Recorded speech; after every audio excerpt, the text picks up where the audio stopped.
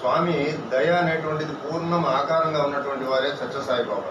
ఆయన చూడంగానే మన కోరికలు ఈయన తీర్చగలడు, మన బాధల్ని ఈయన పోగొట్టగలడు అనేటువంటి ఒక నమ్మకము, విశ్వాసం మనలో కలుగుతుంది. అటువంటి ఆకారం స్వామి. అట్లాగే యశాకృతి పూర్ణ దయాంబు రాసి ఆనందదో యశ్యతి దృష్టిపాత. మనం దర్శనంలో పోయి కూర్చుంటాం, చాలామందికి అనుభవం.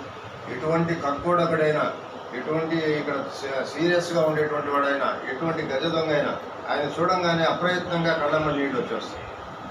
ఆయన చూడాలంతే ఆనందం, ఆ ఆనంద బాష్పాలు వచ్చేస్తాయి. మనం తట్టుకోలేము.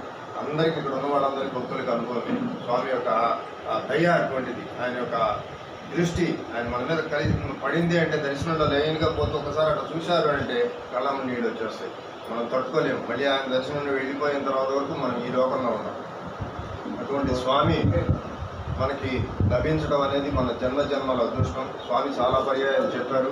షిరిడీ సాయి అవతారం నుంచి ఈ అవతారంలో కూడా వాళ్ళే మీరు నాకు చుట్టూతా ఉన్నారు, వాళ్ళనే నేను ఇక్కడ నా అవతారానికి రాబోయేటువంటి వాళ్ళందరూ కూడా వాళ్ళే కార్యకర్తలు వాడిగా ఉండి నాకు ప్రతినిత్యము పుట్టపతి రావటం పోవటం ఉంటారు.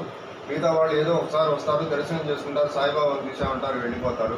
కానీ నా కార్యకర్తలు, నా ఆఫీస్ బేరర్స్, సంస్థలో ఉన్న సభ్యులు, భక్తులు వీళ్ళందరూ కూడా షిరిడీ సాయి అవతారం నుంచి వస్తూ ఉంది అని చెప్పి స్వామి చెప్పారు.